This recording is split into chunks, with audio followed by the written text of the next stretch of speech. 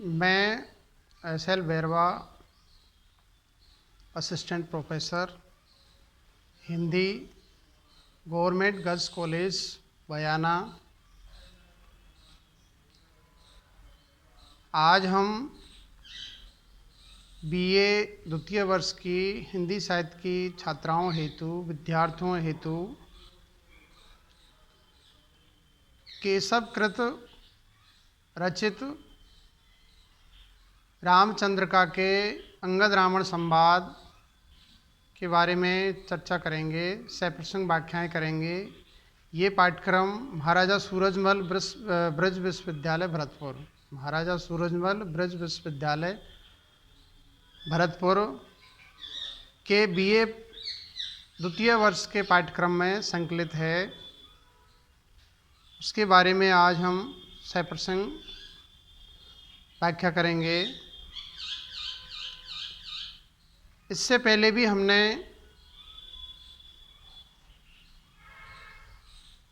अंगद रावण संवाद, जो कि रामचंद्रिका केशव द्वारा रचित है, उसमें से उद्धृत है। अंगद रावण संवाद के कई पदों को हमने पिछले 2-3 वीडियो में चर्चा कर चुके हैं। अब तक हमने 3 वीडियो बना दिए हैं इस पर, अब चौथा वीडियो चल रहा है।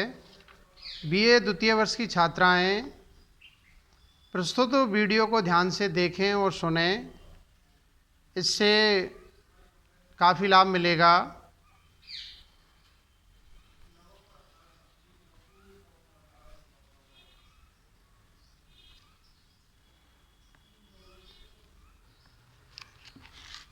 अगला पद है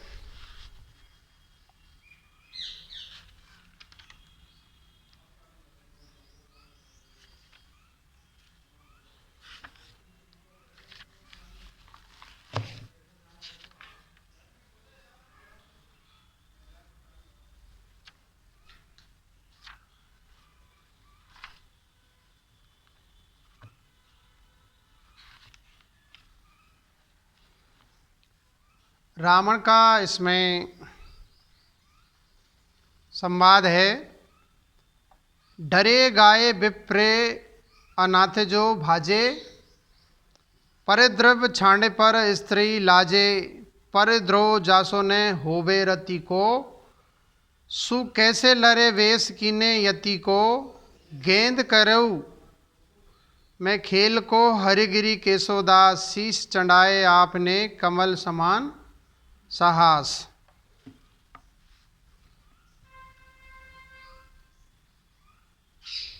जैसो तुम कहते उठायो एक गिरिवर, ये अंगद का संवाद है। जैसो तुम कहते उठायो एक गिरिवर, ऐसे कोटि कपन के बालक उठावे, काटे जो कहते शीश काटत घनेरे घाग, भगर खेले कहाँ भट्ट पद पावई, जीतो जो सुरेश रन साप ऋषि नारी ही को, समझेहु हम दुज नाथे समु जावे ही, गाहो राम पाए, गहो राम पाए, सुख पाई करे तपी तप, सीता जु को देहेउ देव धुंध भी बजावे। तो ये प्रस्तुत पद्यांश हमारी पाठ्य पुस्तक रीतिकालीन काव्य में संकलित केशव दास कृत रामचंद्रिका के अंगद रावण संवाद से अवतरित है। ये इसका संदर्भ है। प्रस्तुत पद्यांश में अंगद रावण के दंभपूर्ण वचनों को सुनकर के, रावण के प्रस्तुत प्रसंग में रावण के दंभपूर्ण वचनों को सुनकर अंगद उनका उत्तर देता हुआ रावण से कहता है। क्या कहता है?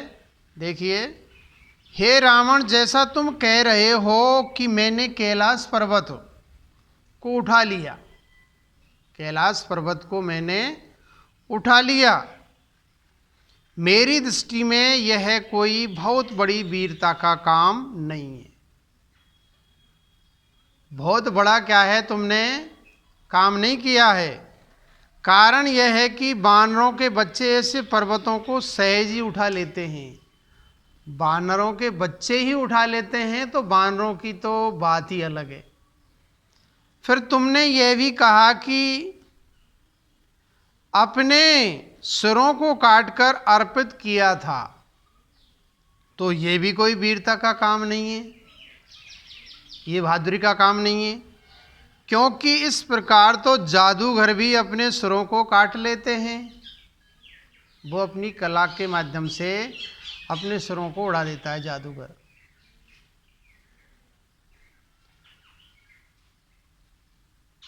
भगर का खिलाड़ी अनेक विपक्षी खिलाड़ियों को मारकर कभी वीर नहीं कहला पाता।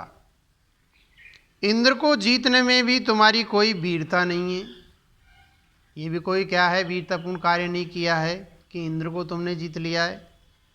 वीरता नहीं है कि उसे अहिल्या का साप लगा हुआ था। तुम सच्चाई को पहचानो कि हकीकत क्या है। मैं तुम्हें ब्राह्मण समझकर समझा रहा हूँ। मेरी मानो तो तुम राम के चरणों में पड़ो और सुखपूर्वक तपस्या करने में लग जाओ। तपस्या में तल्लीन हो जाओ। इतना ही नहीं, तुम्हें चाहिए यह है कि तुम सीता माता को वापस राम को दे दो, सुपुर्द कर दो। तुम्हारे इस कार्य से देवगण प्रसन्न होकर तुम्हारा यशोगान करेंगे और तुम्हारा भी कल्याण हो जाएगा।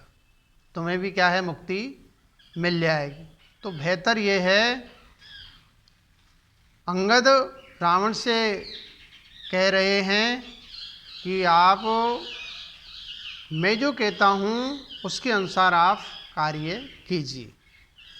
अब इसका काव्य सौंदर्य देखते हैं। उपयुक्त पद्यांश में रावण की दम भरी बातों का अंगद ने बड़ी युक्ति से उत्तर दिया है, यानी ईंट का जवाब पत्थर से दिया है। उपयुक्त पद्यांश में अंगद का वाक् कौशल पूरी कुशलता के साथ व्यक्त हुआ है। कुशलता पूर्वक उन्होंने अपना वाक् चातुर्य, वाक् कौशल है, उसका प्रदर्शन किया है। इस पद्यांश में उपमा अलंकार का प्रयोग तो हुआ ही है, अनुप्रास का सौंदर्य भी देखने को मिलता है। रावण की प्रत्येक बात को काटकर अंगद ने यह प्रमाणित कर दिया है कि उसका दंभ व्यर्थ है और उसका कोई औचित्य नहीं है। तो ये वाक् कला। अगला पद देखिए।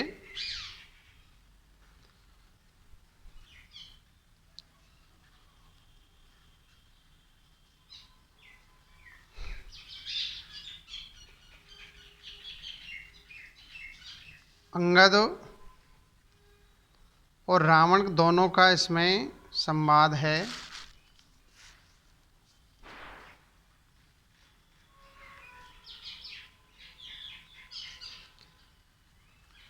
लंक लाई गयो बलि हनुमंत, संतन गाइयो सिंधु बांधत सौंद के नल छीर छीट वहाइयो। ताई तोई समेत अंध उखारी हो उलटी करो, आजुराज कहाँ विभीषण बैठी हैं तेहि ते डरो।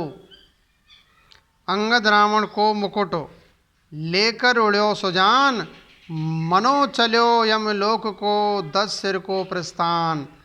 अंगद लेवा मुकुट को परे राम के पाई, राम विभीषण के सरस सरसी भूषत कियो बनाई। प्रस्तुत पद्यावतरण हमारी पाठ्य पुस्तक रीतिकालीन काव्य में संकलित केशव कृत रामचंद्र का के अंगद रावण संवाद से उद्धृत है। इस पद्यावतरण या पद्यांश या पद पंक्तियाँ हमारी पाठ्य पुस्तक है रीतिकालीन काव्य, उसमें केशव दास जो कि रीतिकाल के प्रवर्तक आचार्य हैं और रीतिकाल में 3 काव्य धाराएँ विशेष रूप से प्रचलित हुई थी। उनमें एक काव्य धारा रीतिबद्ध काव्य धारा, जिसके प्रमुख कवियों में केशवदास, मतीराम, चिंतामणि, देव, भूषण, पद्माकर आदि। इनमें सर्वश्रेष्ठ या प्रमुख कवि या रीतिबद्ध के मूल आधार केशवदास जी हैं। दूसरी काव्य धारा थी रीतिमुक्त काव्य धारा, जिसमें घनानंद, आलम, बोधा और ठाकुर, और एक तीसरी काव्य धारा और थी रीति सिद्ध काव्य धारा, जिसके प्रमुख आधार स्तंभ बिहारी है और उनकी सतसई है। तो ये रीतिबद्ध काव्य धारा के प्रमुख कवि हैं और रीतिकाल के प्रवर्तक आचार्य हैं केशवदास जी। उनके द्वारा रचित रामचंद्रिका के अंगद रावण संवाद से ये पद्यांश उद्धृत है। इन पंक्तियों में अंगद रावण से क्रुद्ध होकर कह रहा है। क्या कह रहा है इसका, ये तो आपने संदर्भ पढ़ा।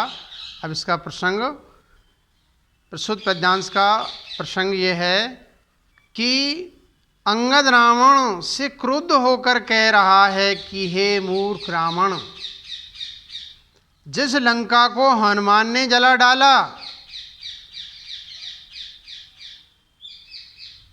जिस लंका को हनुमान ने जला डाला, समुद्र पर पुल बांधते समय नल्ले पानी की छींटों से जिसे डुबो दिया, उसी लंका को मैं तुम्हारे सहित उलट पुलट कर सकता हूँ, उल्टा सीधा कर सकता हूँ। किंतु मुझे डर इस बात का है कि यदि मैंने ऐसा किया तो, ऐसा कृत्य यदि मैंने किया तो राम की शरण में आए हुए विभीषण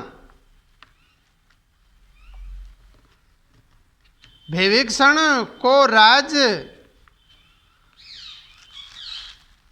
कहाँ कहो बैठकर वो उसको राज कैसे दिया जाएगा। कवि कह रहा है कि चतुर अंगद रावण के सिर के मुकुट को छीनकर, रावण के सिर के मुकुट को छीनकर इस प्रकार वहाँ से उड़ चला, मानो वह रावण को यमलोक के लिए ले जा रहा हो। यमलोक, मृत्युलोक की ओर ले जा रहा हो। अंगद रावण के उस मुकुट को लेकर राम के पास पहुंच गए, छीन करके, और लेकर के कहाँ पहुंच गए, राम जी के पास में, रामचंद्र के पास में पहुंच गए और उनके चरणों में पड़ गए।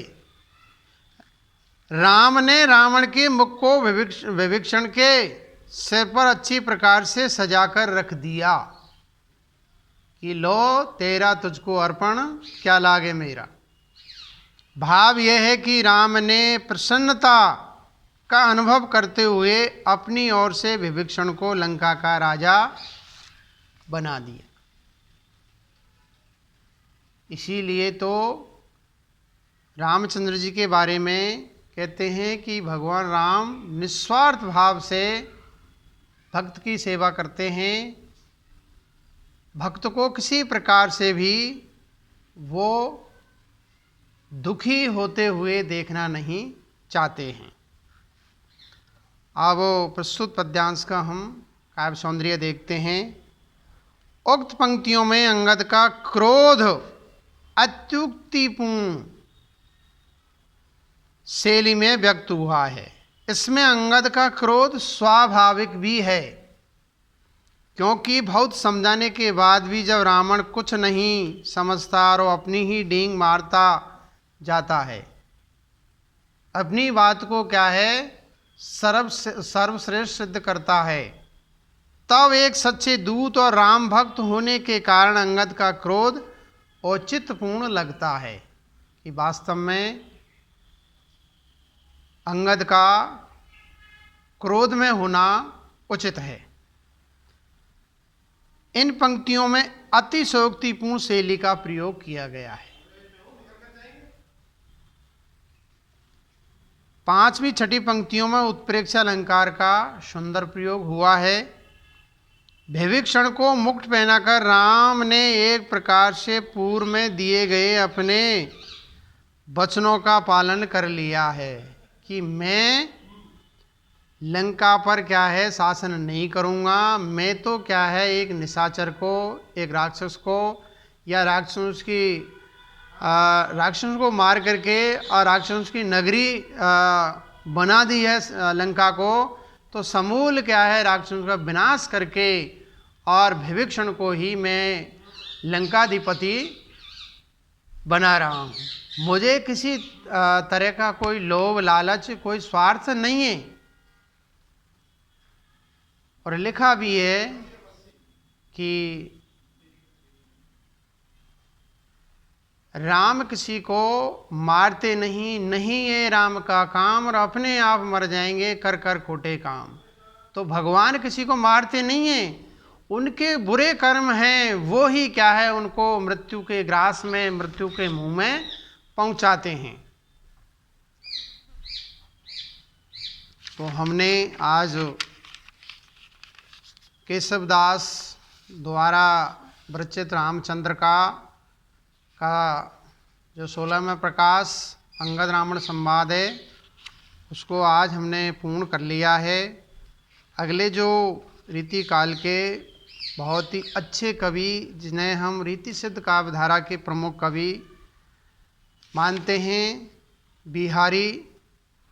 बिहारी लाल, यानी रीति सिद्ध काव्यधारा के एक ही लाल है बिहारी लाल। उनकी बिहारी सतसई से हमारे पाठ्यक्रम में रीतिकालीन काव्य में जो चुनिंदा धोए हैं उनके बारे में हम चर्चा करेंगे। तो पहले हम थोड़ा सा संक्षिप्त में बिहारी का जो जीवन वृत्त है उसके बारे में चर्चा करेंगे।